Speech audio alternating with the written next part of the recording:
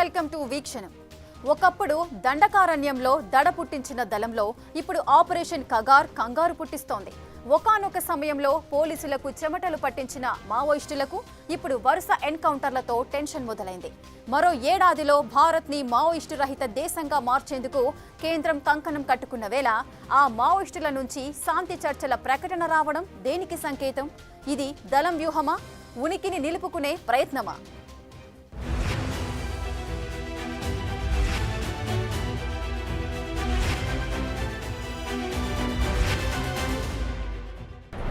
వరుస ఎన్కౌంటర్లతో మావోయిస్టుల్లో టెన్షన్ మొదలైందా? ఉన్న ఫలంగా శాంతి చర్చల ప్రకటన ఎందుకొచ్చింది?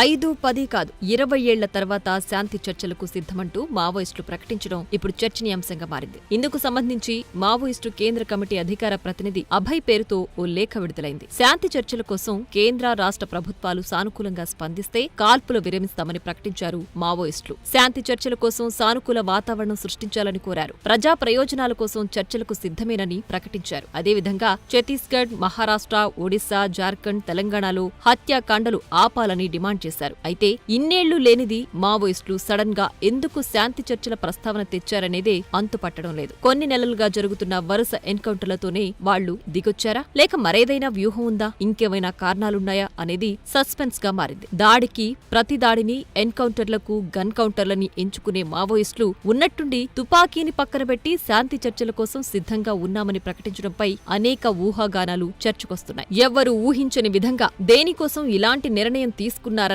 ఇప్పుడు ఆసక్తి రేపుతోంది.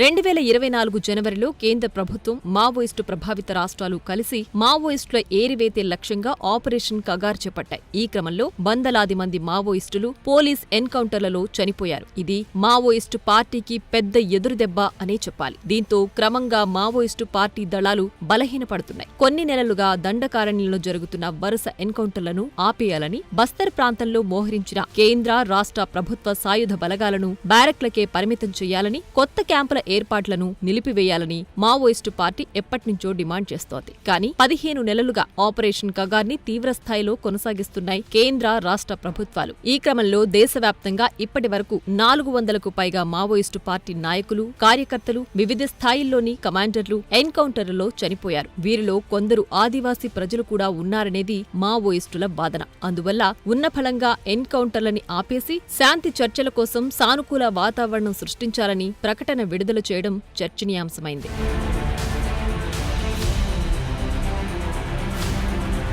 2026 మార్చి నాటికి దేశంలో మావోయిస్టు అనే మాట వినిపించదని, వాళ్లందర్నీ తుడిచిపెడతామని కేంద్ర హోంమంత్రి అమిత్ షా ప్రకటించారు. అప్పట్నుంచి దండకారణ్యంలో కాల్పుల మోత మోగుతోంది. పోలీసుల ఎన్కౌంటర్ ఆపరేషన్లు గ్యాప్ లేకుండా కొనసాగుతున్నాయి. అడవిలో ఎప్పుడు గన్ పేలినా 20 మందికి పైనే మావోయిస్టులు హతమయ్యారనే వార్తలొస్తున్నాయి. గడిచిన 11 ఏళ్లలో 917 మంది మావోయిస్టులు ఎన్కౌంటర్లో చనిపోయారు. ఒక్క 2024లోనే అత్యధికంగా 217 మంది హతమయ్యారు. ఇక ఈ ఏడాది 3 నెలల్లోనే 135 మందికి పైగా మావోయిస్టులు హతమయ్యారు. వీరిలో మావోయిస్టు అగ్రనేతలు కూడా ఉన్నారు. ఇటీవల జరిగిన ఎన్కౌంటర్లలో తెలంగాణకు చెందిన నేతలు 3 చనిపోయారు. బీజాపూర్, బస్తర్, కాంకేర్, దంతెవాడ, సుక్మా ఇలా ఏరియా ఏదైనా మావోయిస్టులకు దండకారణ్యంలో గట్టి ఎదురు దెబ్బలు తగులుతున్నాయి. అడవుల్లో భద్రతా బలగాలకు, మావోయిస్టులకు అప్పుడప్పుడు ఎదురుకాల్పులు జరగడం కొత్తేమీ కాదు. కానీ ఇప్పుడు జరుగుతున్నది వేరు. ఆపరేషన్ కగార్ మొదలయ్యాక అడవిలో మావోయిస్టులకు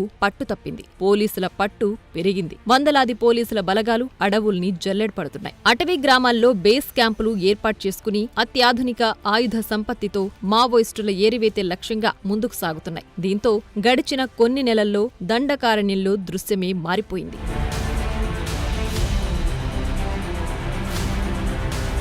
ఛత్తీస్గఢ్లో మావోయిస్టుల ఏరివేతలో డిస్ట్రిక్ట్ రిజర్వ్ గార్డ్స్ యాక్టివ్గా వ్యవహరిస్తున్నాయి. వీరికి సిఆర్పీఎఫ్, బీఎస్ఎఫ్, కోబ్రా, ఎస్డీఎఫ్ బలగాలు తోడయ్యాయి. ఛత్తీస్గఢ్లోని దండకారణ్యం తెలంగాణలో భద్రాద్రి కొత్తగూడెం, ములుగు జిల్లాల సరిహద్దులకు విస్తారంగా వ్యాపించి ఉంటుంది. శత్రు దుర్భేద్యమైన ఈ అటవీ ప్రాంతం మావోయిస్టులకి కొట్టిన పిండి. 10 ఏళ్ల కిందటి వరకు పోలీసులు దండకారణ్యంలో అడుగుపెట్టాలంటే ప్రాణాలపై ఆశలు వదులుకోవాల్సొచ్చేది. కానీ ఇప్పుడు మావోయిస్టులపై కేంద్ర, రాష్ట్ర ప్రభుత్వాలు ఉక్కుపాదం మోపడంతో మావోయిస్టుల ఉనికికి ప్రమాదం ఏర్పడింది.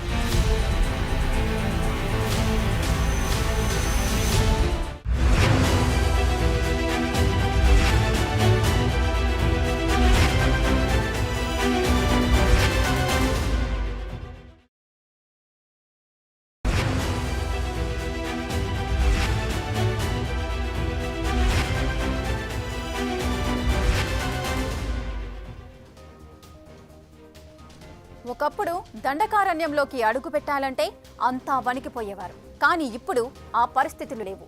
ఎదురుకాల్పుల్లో మావోయిస్టులకే గట్టి ఎదురు దెబ్బలు తగులుతున్నాయి. వరుస ఎన్కౌంటర్లు పీకకడలా వెంటాడుతున్నాయి. అసలు మావోయిస్టు పార్టీ ఒక్కసారిగా అంతలా ఎందుకు బలహీనపడింది? శాంతి చర్చల ప్రతిపాదనకు కేంద్రం ఒప్పుకుంటుందా? ఇక అడవిలో అన్నల యుద్ధం ముగిసినట్టేనా?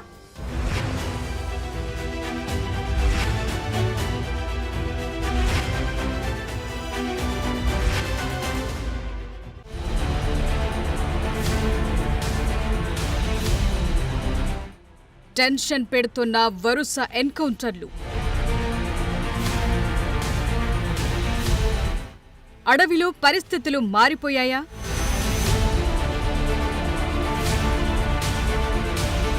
ఎప్పుడైతే ఆపరేషన్ కగార్ మొదలైందో అప్పట్నుంచి మావోయిస్టులకు కౌంట్ డౌన్ మొదలైపోయింది. వరుస ఎన్కౌంటర్లతో గట్టి ఎదురు దెబ్బలు తగులుతున్నాయి. అడవిలో ఇప్పుడంతా రివర్స్ అయిపోయింది. మావోయిస్టుల క్యాంపులకు దగ్గర్లోనే భద్రతా బలగాలు క్యాంపులు పెట్టేశాయి. అడవిలోకి చొచ్చుగళ్లిపోయారు. సమాచారం దొరికిన వెంటనే విరుచుకుపడుతున్నారు. ఒకప్పుడు బస్సులు కూడా వెళ్లలేని ఏరియాల్లో ఇప్పుడు బస్సు సర్వీసులు నడుస్తున్నాయి. ప్రభుత్వ వాహనాలు కూడా వెళుతున్నాయి. ఈ మధ్య కాలంలో ఛత్తీస్గఢ్, తెలంగాణ, మహారాష్ట్ర లాంటి రాష్ట్రాల్లో భద్రతా బలగాలు నిర్వహిస్తున్న ఆపరేషన్లలో భారీ సంఖ్యలో మావోయిస్టులు హతమవుతున్నారు. లేటెస్ట్ గా సుక్మా జిల్లాలో జరిగిన ఎన్కౌంటర్లో 17 మంది మావోయిస్టులు మృతి చెందారు. ఇటీవలి కాలంలో లక్షల రూపాయలు రివార్డున్న నేతలు కూడా లొంగిపోవటం హాట్ టాపిక్ గా మారింది. డ్రోన్లు, థర్మల్ ఇమేజెస్, వైర్లెస్ సెట్లు లాంటి సాంకేతిక పరికరాల సాయంతో మావోయిస్టుల కదలికలను పసిగట్టి పదుల సంఖ్యలో మట్టుబెడుతున్నారు. ఒక్కో ఎన్కౌంటర్లో కనీసం 10 మంది నుంచి గరిష్టంగా 30 మంది చనిపోతున్నారు. ముఖ్యంగా ఈ ఎన్కౌంటర్లలో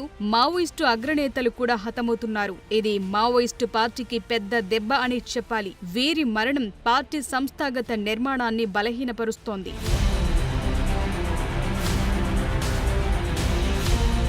పోలీసుల కాల్పుల్లో మావోయిస్టులు భారీ సంఖ్యలో చనిపోతుండటంతో వారి బలం క్రమంగా తగ్గుతూ వస్తోంది. ఈ ఎన్కౌంటర్ల ఒత్తిడి, ప్రభుత్వ పునరావాస పథకాలతో గడచిన 2 ఏళ్లలో 800 మంది లొంగిపోయారు. ఈ ఏడాదిలో ఇప్పటి వరకు 200 మందికి పైనే లొంగిపోయారు. ఇది మావోయిస్టుల మనోధైర్యాన్ని దెబ్బతీస్తోంది. ప్రధానంగా దండకారణ్యం లాంటి ప్రాంతాలు ఒకప్పుడు మావోయిస్టులకు బలమైన కేంద్రాలుగా ఉండేవి. ఇప్పుడు అటవీ ప్రాంతాలన్నీ భద్రతా బలగాల నిఘాలోకి వచ్చేశాయి. ఇది మావోయిస్టుల ఆధిపత్యాన్ని సవాల్ చేయటమే కాదు, వారికి తెలియకుండానే పార్టీపై తీవ్ర ప్రభావం చూపుతోంది. ముఖ్యంగా సిద్ధాంతపరమైన సంక్షోభం తీవ్రంగా నష్టపరుస్తోంది. నాయకత్వం, సభ్యుల సంఖ్య తగ్గిపోవడంతో పార్టీ లక్ష్యాలను సాధించే సామర్థ్యంపై ప్రశ్నలు తలెత్తుతున్నాయి. ఇప్పుడున్న పరిస్థితుల్లో కొత్త సభ్యులను చేర్చుకోవటం కష్టమవుతోంది. ఇప్పటికే మావోయిస్టు పార్టీలో చేరే వారి సంఖ్య భారీగా తగ్గిపోయింది. సరైన స్థాయిలో రిక్రూట్మెంట్ లేక మైనర్లని చేర్చుకుంటున్నారనే ప్రచారం సాగుతోంది. మావోయిజం సిద్ధాంతం మావోయిస్టు ఉద్యమంలో చేరాలని ఆసక్తి కూడా తగ్గిపోయింది. దాంతో అటవీ సమీప గ్రామాల్లోని గిరిజనులనే జమ చేసి వారినే మావోయిస్టులుగా మారుస్తున్నారనే చర్చ సాగుతోంది. దాంతో ఈ సిద్ధాంతం పట్ల గిరిజనులకు అవగాహన ఉండటం లేదు. వారికి నాయకత్వం ఆదేశాలను పాటించటం, దాడులు చేయటం మాత్రమే తెలుసు. ఇలాంటి దళంతో భవిష్యత్తులో మావోయిస్టు పార్టీకే కష్టమనే అభిప్రాయాలు కూడా వ్యక్తమవుతున్నాయి. ప్రజల్లోనూ మావోయిస్టులకు మద్దతు తగ్గిపోయింది. గ్రామీణ ప్రాంతాల్లో నెలకొన్న భయం, అభివృద్ధి కార్యక్రమాల ప్రభావంతో జనంలో మావోయిస్టుల పట్ల సానుభూతి క్రమంగా తగ్గుతూ వస్తోంది.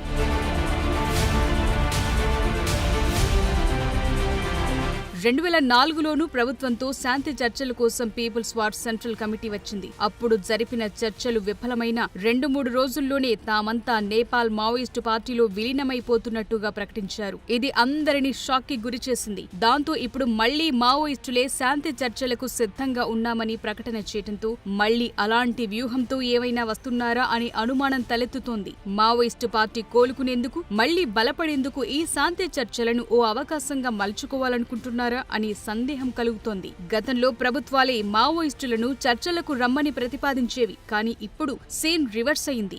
మావోయిస్టులే ఆయుధాలు వదిలేసి కాల్పులు ఆపేసి మరీ శాంతి చర్చలకు వస్తామని ప్రకటనలు విడుదల చేసే పరిస్థితొచ్చింది. కానీ ఇలాంటి సమయంలో కేంద్రం శాంతి చర్చలకు ఒప్పుకుంటుందా అనేది మేజర్ డౌట్. ఎందుకంటే మావోయిస్టుల విషయంలో కేంద్రం ఒప్పుకునే పరిస్థితులు కనిపించడం లేదు. మావోల విషయంలో కేంద్ర ప్రభుత్వం చాలా క్లియర్ గా ఉంది. ఇప్పుడు కాకపోతే ఇంకెప్పటికీ మావోయిస్టు ఉద్యమాన్ని అణచివేయలేమనే ఆలోచనతో ఉంది. పైగా ఇప్పుడు మావోయిస్టు పార్టీ అత్యంత బలహీనంగా ఉంది. ఈ పరిస్థితుల్లోనే ఉక్కుపాదం మోపాలి. ఇప్పుడు గనుక మళ్లీ చర్చల పేరుతో గ్యాపిస్తే మళ్లీ మావోయిస్టులు బలపడే అవకాశం ఉందనే అభిప్రాయాలు వినిపిస్తున్నాయి.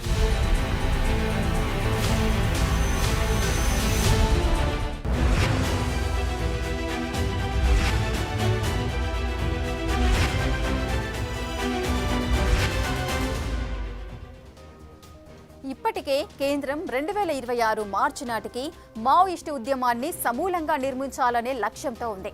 ఆపరేషన్ కగార్ వరుస ఎన్కౌంటర్లు మావోయిస్టు పార్టీ ఉనికికే ముప్పుగా మారాయి. ఈ ఒత్తిడి మావోయిస్టులను పూర్తిగా నిర్మూలిస్తుందా లేక కొత్త వ్యూహంతో వాళ్ళు తిరిగి పుంజుకుంటారా అనేది ఆసక్తిగా మారింది. ప్రస్తుత పరిస్థితులు చూస్తే మాత్రం మావోయిస్టులు తమ ఉనికిని నిలుపుకునేందుకు కొంత డిఫరెంట్ స్థితిలో ఉన్నట్లు కనిపిస్తోంది. For more videos like this, subscribe Big TV channel.